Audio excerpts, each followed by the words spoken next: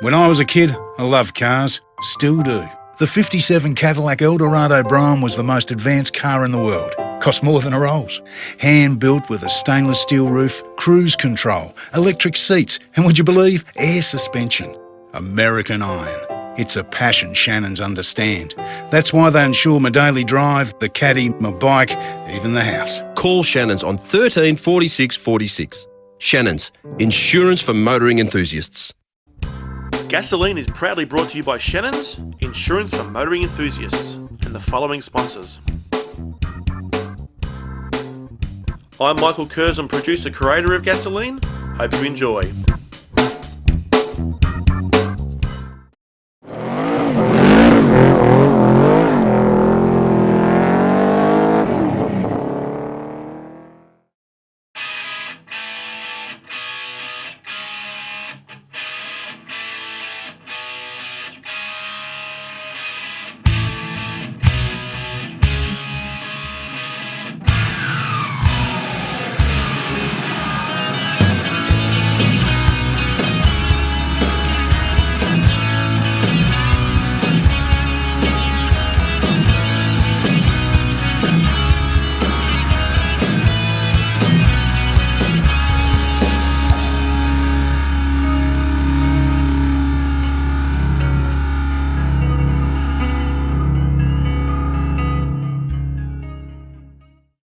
Welcome back to Gasoline, viewers, and have we got something different for you this episode. We're at the Tooradin Tractor Pull in Tooradin in Victoria. And behind me here is the calm before the storm.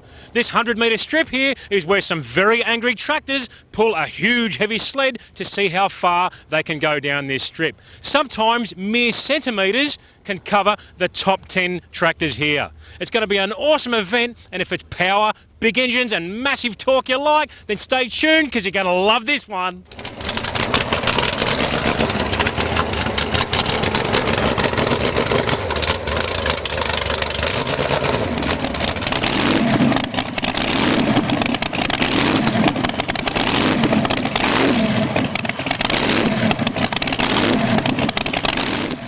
Well, I've found a wild ride here, folks. I'm with Gordon Yellin here and his daughter, Ray Yellin. Gordon, tell us about this machine. What a beast. Yeah, no, it's been a bit of a hobby over 20 years to build these things, and this is about number 4, I think, we've made. And it's got a 502 big block Chev, and some aftermarket aluminium heads, and 1471 supercharger.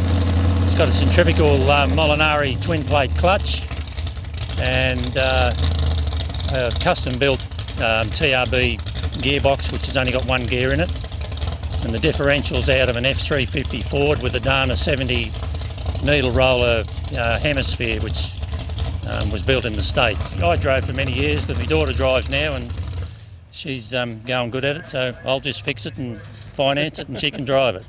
Now, it certainly looks like it means business. Have you got any estimations on the sort of power level that this engine would make?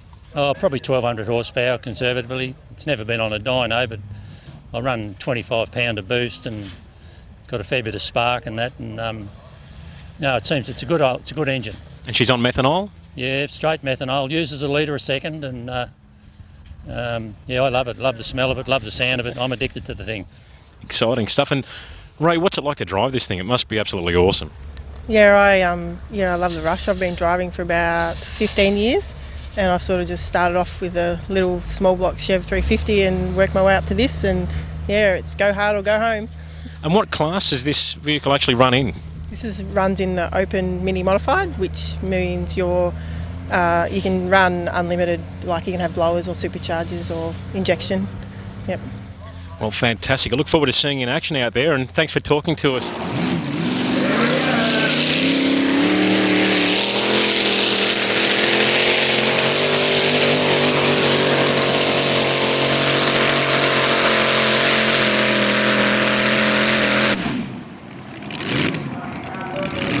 Well, here's something a bit different for the diesel lovers out there, and these things can make a massive amount of torque. I'm sure most of you know that. This one here is called Wicked Whitetail. It's owned by Brendan Cornfoot here. It's a little bit of a wolf in sheep's clothing, if you ask me. It's got that factory look about it, but she's certainly not factory underneath, is she? No, certainly not. It's been fully modified, the engine, John Deere 466 block, bullet crankshaft, ceramic pistons, bullet camshaft, 3.5-inch turbo, water injected, Bosch fuel pump, bullet gears in the gearbox, right through to the diff. And we run the 3 classes. We always do pretty well, so yeah, it's a good rig. She looks after us real well. And has the engine been on the dyno at all? We had it dynoed when we bought it from America. Yeah, we imported the tractor 2 years ago from Sullivan, Indiana, off a guy I met, Jeremy Roberts. Bit of 1125 horsepower, 24 foot, 100 foot of torque at the back wheels when she's motoring down the track. So 2,400 foot-pound of torque. Yeah, no, real wicked bit of gear. And what sort of RPM does it make that torque at? About 6.5 grand. Yeah. Unbelievable. Yeah. So traditionally diesels don't usually rev that hard, do they? No, well, we take off the line 3.5 grand and the boost comes on and the water starts going in. And yeah, by the time I get down 80 metres, I'm on 6 grand on the dial there. Yeah, she's going real well, yeah. So what's the sled weight that these things pull, like by the end of the actual run? Yeah, we're pulling 12 tonne. By the time we get to the end, by the time the weight box goes forward, yeah, so it's a serious bit of pulling you got to do, yeah. Does it ever break anything drivetrain-wise or engine-wise? Is it fairly reliable? Yeah, we work in the bush, mate, and we touch a lot of wood, so we hopefully never ever break. Yeah. Yeah. Good stuff. Yeah. We don't like breaking things. We like just bringing her home on the truck, and we bring her back to the next meet and change a few oils. And yeah, she's been really good to us the last 3 years. So yeah, we had a real good run in America with it. Won 2008, 2009, 2009 here. Then we bought it here at 9, 10 and 11 here, so yeah. So you ran it in the States? Yeah, we ran her in the States for 3 years. What was it like over there? It must be huge. Yeah, no, huge tractor pulling scene over there. Well, thanks so much for talking to us, Brendan. Yeah, Can't no wait to worries. see it out there, mate. Yeah, no, we should have a good day, nice weather, and Tooradin always put on a good show for us. And yeah, no, thanks for coming down too, mate. Thank you very much. We appreciate it. Yep, no worries, yep.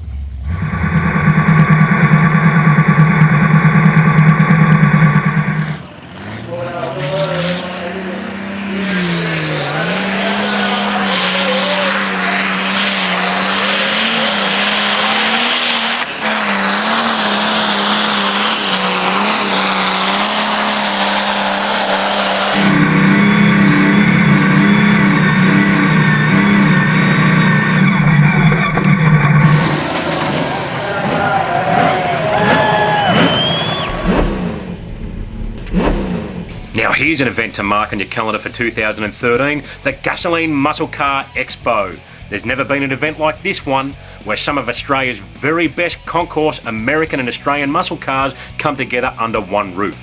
Also featured by special invitation, barn finds, street machines, special interests and 50s classics. If you have a concourse standard muscle car or any vehicle that you think might be eligible to enter this event, then contact Michael Curson via the Gasolene website. This one is going to be huge. And don't forget, viewers, to look up the all-new Shannons Club. Shannons Club is a huge site. It's like a hub for enthusiasts. You jump on there, you can start your own garage, put pictures of your cars up there, stories of your cars, videos, you name it. You'll see people like myself on there, Jim Richards. Click onto our garages and check out some of our machines and some of our past machines. It's an incredible site, it's growing every day, so get onto it and have a ball.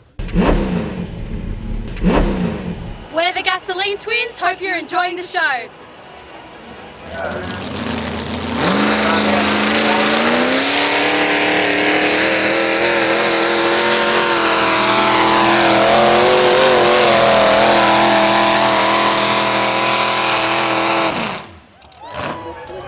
Well, with Bob Blackwell here and his wild ride, the rotary hoe. Bob, what a mean machine this thing is, mate. 2 rotaries joined together. Tell us all about it. Yes, well, the thing I like about it, it's something different. It creates a lot of interest. It's the only tractor with rotaries in. Having 2 of them always creates a bit more interest, and if it has a track that's fairly hard, suits it, because you know, the rotaries aren't a very torquey engine, and you know, it doesn't matter how much horsepower you've got to get it down to the ground, and if some of the really torquey engines can't get that power down to the ground, we come up there and do well, and had a very good start this season. In the first 6 events, we had 2 first, 2 seconds and a third, and I did not finish because I blew the gearbox. It's so good to see this car, but going back 20 years, in my dad's workshop, I heard a wild, raging animal screaming around the corner in a paddock. I ran around there to see what it was, and it was this machine here. The guy that used to build our rotary engines actually helped build this car. It was his brother's car, joined them together, and I've never seen rooster tails so high in my entire life. So it's just so great to see the cars still out there and still running, and I believe you're the third owner, is that right? Yeah, well, I'm at least the third owner, yes, and while the tractor is different in appearance, the drive line is still exactly the same with the setup of the rotaries, the gearbox and the diff. The diff's been replaced from a Toyota Stout to a Ford 9-inch. It's still got a Jatco auto box in it, which has been rebuilt a couple of times, and the rotaries were rebuilt about 3 years ago up to 10-to-1 compression to try and get as much power and revs as we can out of it. With the two of them there, if everything's running well, we could get up to very close to 600 horsepower. And that's what you want, mate. Well, good to see you out there, Bob. It's a great ride. Can't wait to see it in action further. Yeah, well, we'll get out there and make a bit of noise again, eh? Thanks for talking to us. Right, you're welcome. Thank you.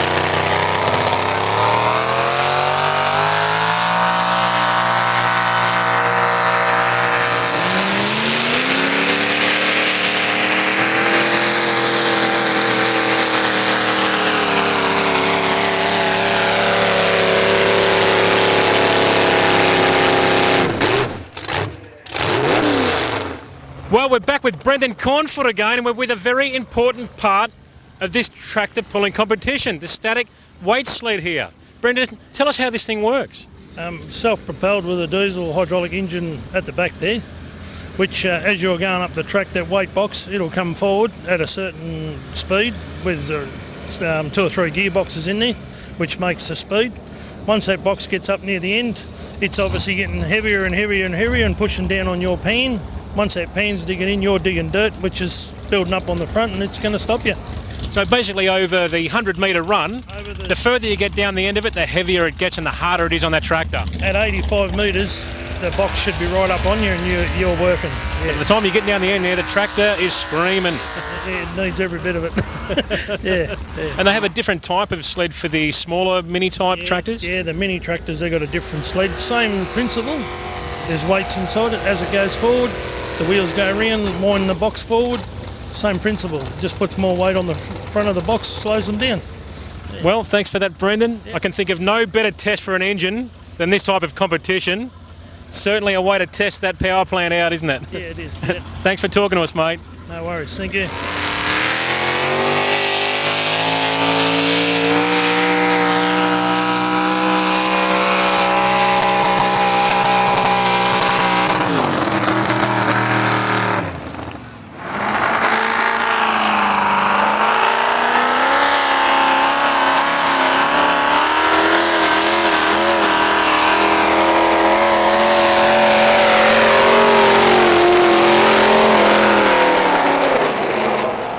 Well, nothing gets the heart racing more than a big engine with a blower hanging off it. We're with Brett Harris here and his machine. Brett, tell us about this car. It's a open mini modified. It's a TFX Hemi, producing around 2,500 to 3,000 horsepower. It only weighs 900 kilos, so for power to weight ratio, it's very good. 2,500 horsepower, mate. Should be a wild thing to hang on to. Yes, it can be. I hope you guys get a bit of footage here this afternoon and show what it's all about. Yeah. Tell us about the drivetrain of the car. It has to be pretty tough. Yeah, we run a Crower 8-inch clutch, centrifugal clutch, and going through an SCS gearbox and going through a Dana 60 housing with a TRB purpose-built centre. What's it actually like to drive down that 100-metre strip? It's like hopping into something and it's the unknown. You don't know what's going to happen. You don't know if you're going to go left, right, up in the air, or you just got to deal with it at the time. This thing can get pretty out of control, and it all happens very quick. Fantastic, mate. Well, good talking to you and good luck out there. Can't wait to see it. No worries. Thanks, Glenn.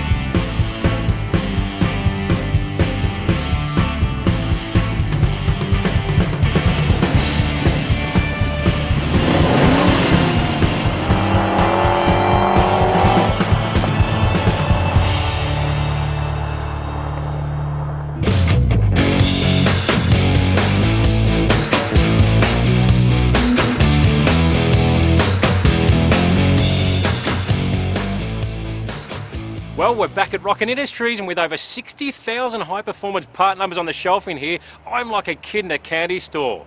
So let's get into it and check out some of these parts.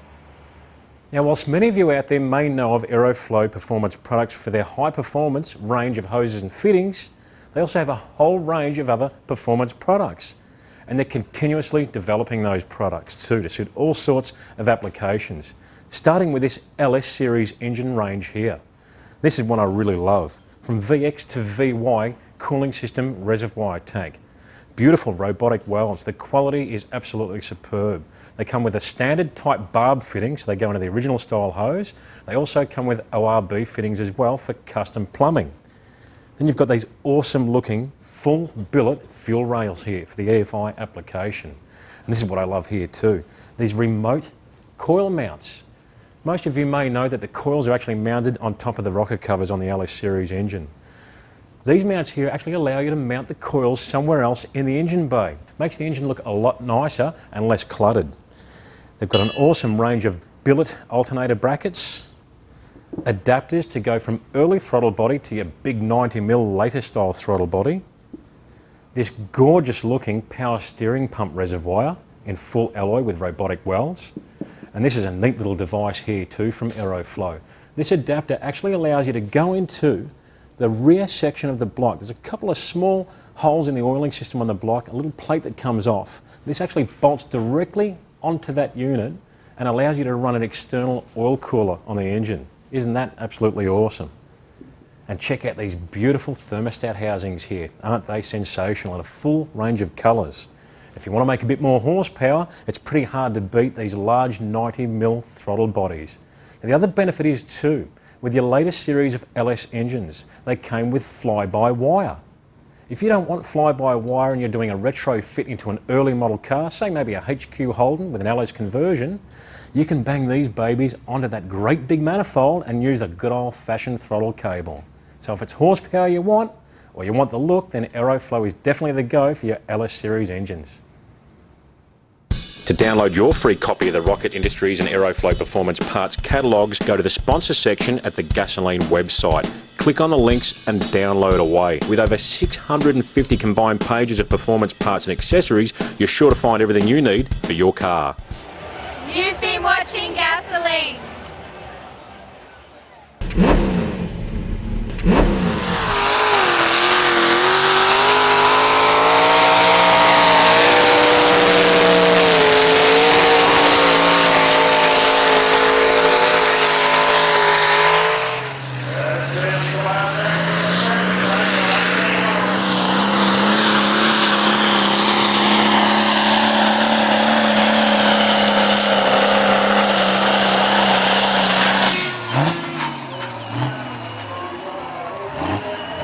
Well, we're here with Woody and his HZ utility, Dirty Deeds. Mate, this thing is an absolute animal. Must be several feet off the ground, those front wheels. Unbelievable. Wild ride. Well, I try to do it on two wheels all the time, Glenn, because that's what the crowd wants to see. And if you've got the horsepower there to stick it up at, well, that's what you should do with these vehicles, because that's what they're built for. They're built for pulling and tough. Tell us about the engine of this thing, mate, the power plant. Tell us all about it. It's a 454, with some extensive work done inside. I estimate it's probably 650 horsepower. Well, you certainly don't hold back on the old pedal to the metal deal. No, I like to rest it on the carpet if I can, Glenn. That's the spot for it. I've noticed it doesn't come off the carpet much when you drive. Well, it's got Velcro on the bottom of it and it just hangs there. Well, thanks for talking to us, mate. It's an absolute weapon and a pleasure to watch you out there. It's really exciting stuff. Thank you. What a great show Gasolene is. And viewers, keep watching We and appreciate support it. Thank you very much.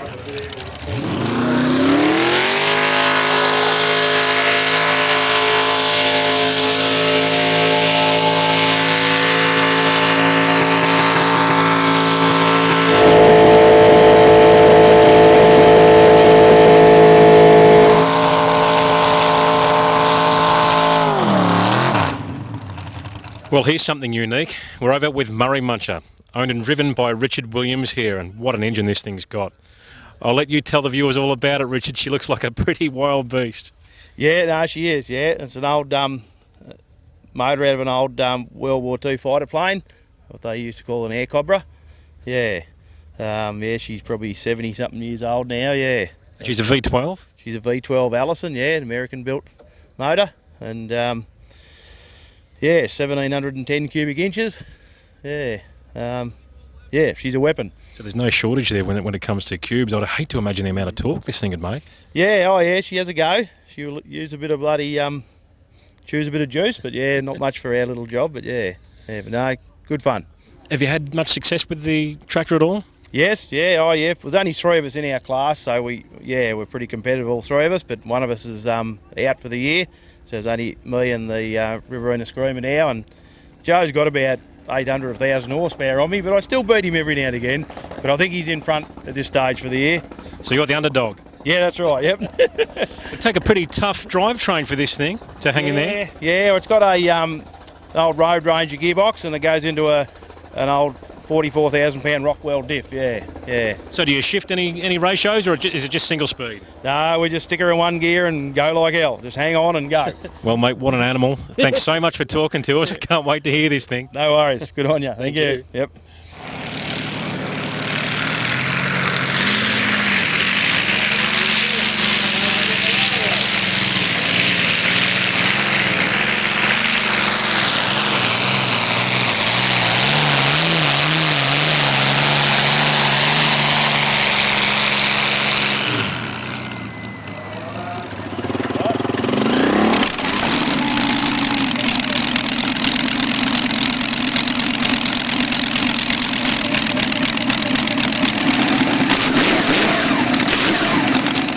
Well, we're with Ian Mormon here and his son, Ian Mormon Jr.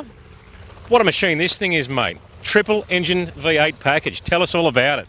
Yeah, we're using the Australian-built all aluminium Buick engine that was produced in the mid-70s, right here in, I think, Adelaide, I believe. Yeah. Was that the P76 based engine? That was the P76, very much, yeah. Highly underrated motor, good screamer, lots of torque. So they're a 4.4 litre engine standard, aren't they? They are. They begin life as a 4.4 and then we give them a bit of a tickle up, yeah. And what sort of capacity are they at now?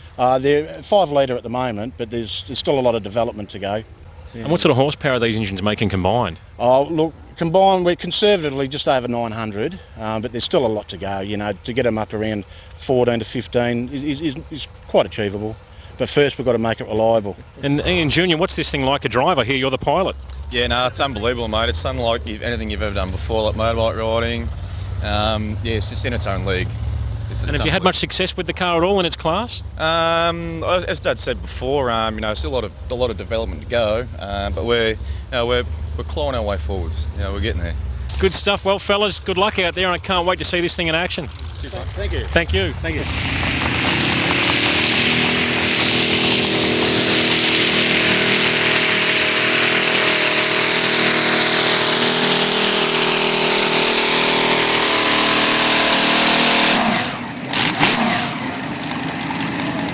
Well, we're over here with Riverina Screamer, owned by Joe Cotton here. Joe, this thing looks like a mean machine, and she's packed full of 12 cylinders too. Tell us all about it.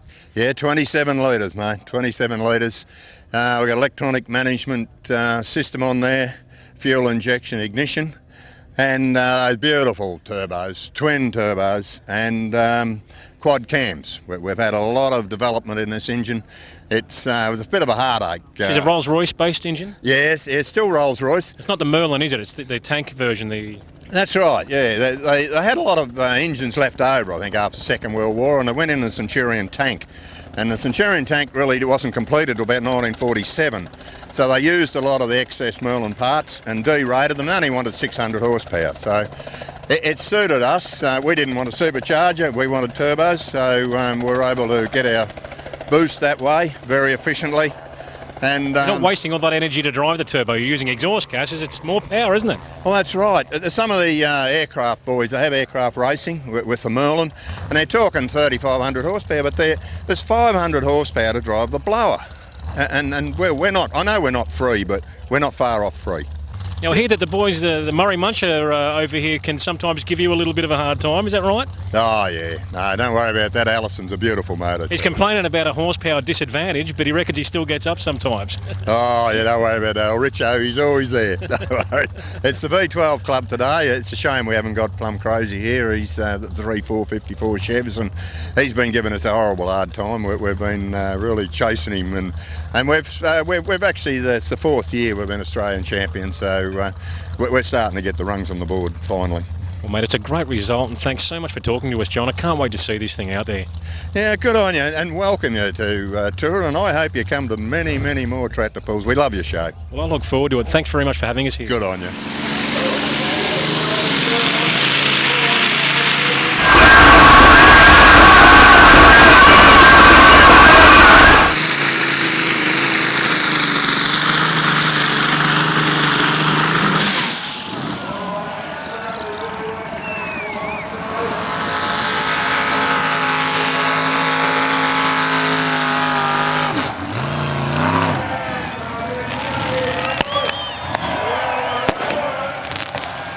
Well, that's it for us here at the Tooradin Tractor Pull. It's been an awesome event, and I love seeing these big bad engines in action. There's nothing quite like them. If you want to get into tractor pulling, it's not that expensive. I've heard of guys building up some of the mini tractors for around $2,000. They get a donor car, they put all the bits in it, and away they go and have an absolute ball. If you're interested, check out the website below. You can speak to the guys for any advice you want. Anyway, that's it for us today. Thanks for joining us, and we'll see you on the next episode of Gasolene.